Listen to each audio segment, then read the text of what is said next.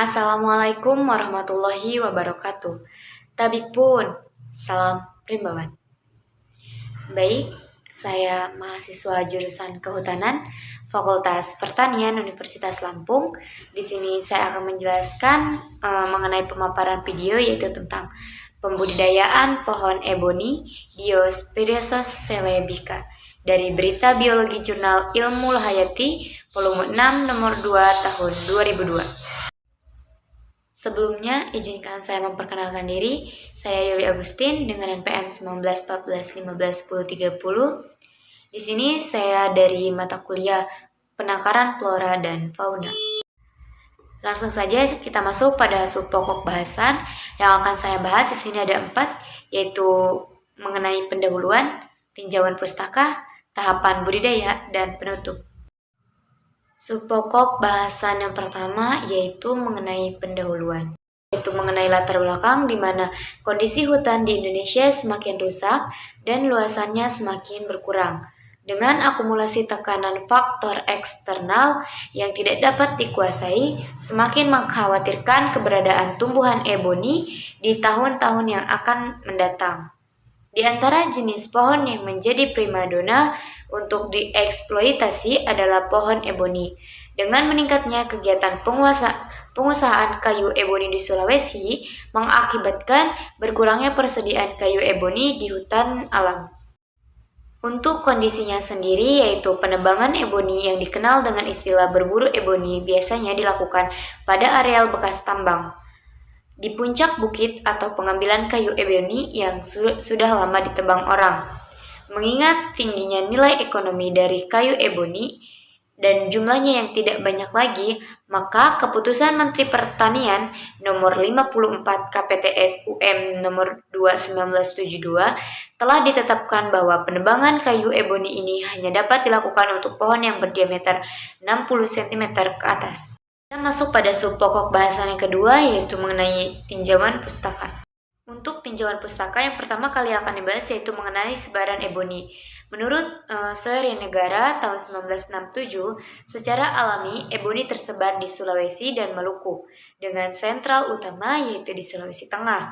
Kabupaten Mamuju dan Luwu merupakan sentra utama eboni di Sulawesi Selatan. Tim UGM Universitas Gadjah Mada bekerjasama dengan Balai Penelitian Kehutanan Ujung Pandang telah melakukan eksplorasi eboni di Pulau Sulawesi.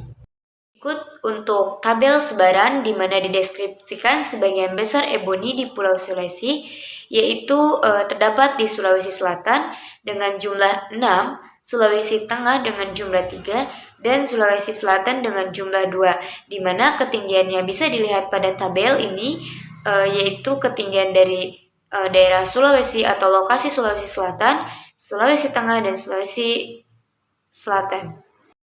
Pada bahasan pada habitat, di mana eboni dapat tumbuh pada berbagai tipe tanah, di tanah berkapur, berpasir, sampai tanah liat, dan berbatu asal tidak tergenang. Nah, menurut Steve dalam Soeharto tahun 1967, tanah pada hutan eboni bersifat permeable, bertekstur lempung, dan tergolong tanah kapur, sehingga tempat tumbuh eboni dari 50 sampai 600 meter di atas permukaan laut DPI, bila di atas 600 mdpi rumbuhnya kurang baik, menurut Santoso 1997.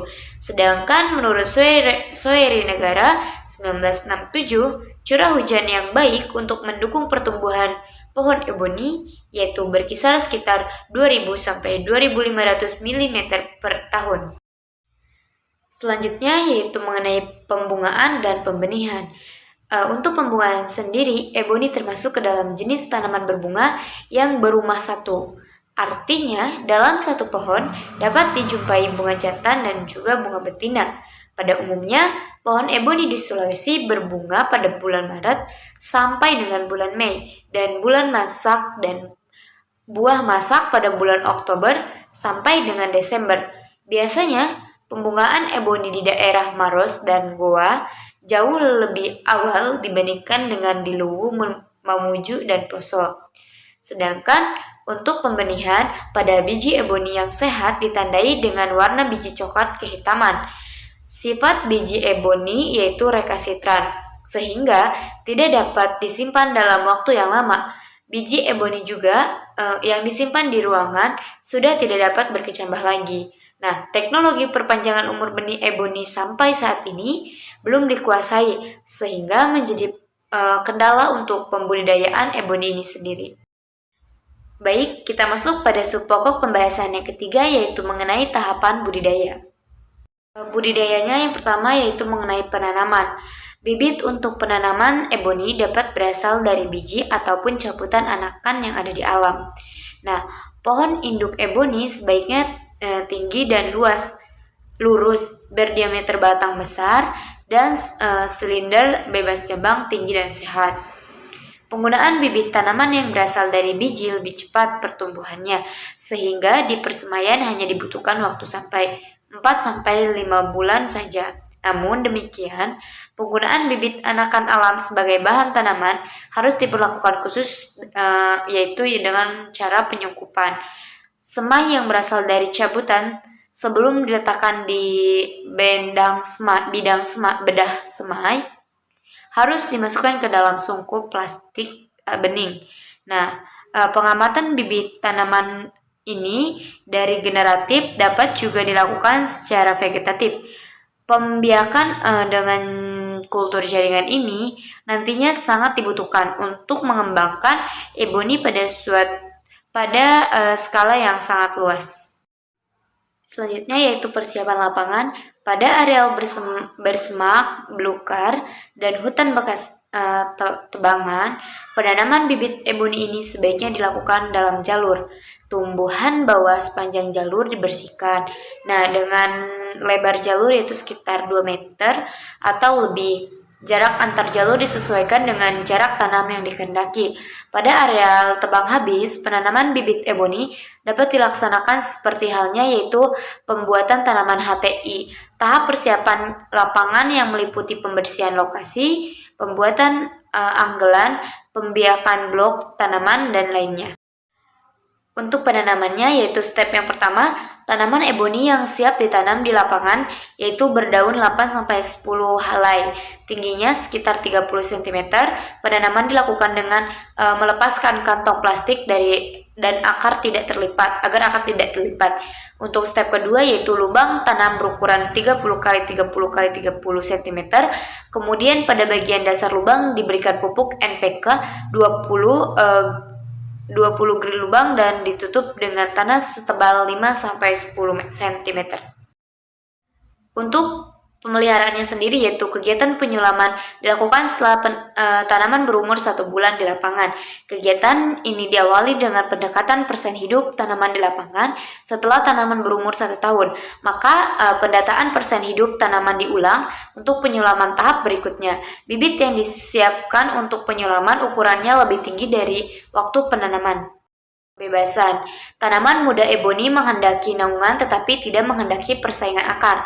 Penyiangan terhadap rumput ataupun tanaman pengganggu lainnya harus dilakukan setiap 3 bulan sekali dan pendaringan dilakukan selebar 50 cm atau lebih di sekitar tanaman.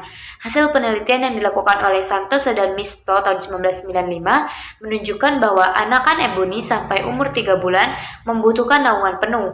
Sedangkan pada umur 6 bulan, kebutuhan naungan berkisar 40-60%. Kegiatan pembebasan anakan eboni di lapangan harus dimulai sejak anakan berumur 6 bulan. Daripada umur-umur berikutnya, kegiatan pembebasan dilakukan secara bertahap sampai tanaman berumur 5 tahun yang dapat dibebaskan secara penuh. Untuk hama dan penyakit di hutan alam pada umumnya belum dijumpai serangan hama dan penyakit pada tanaman eboni.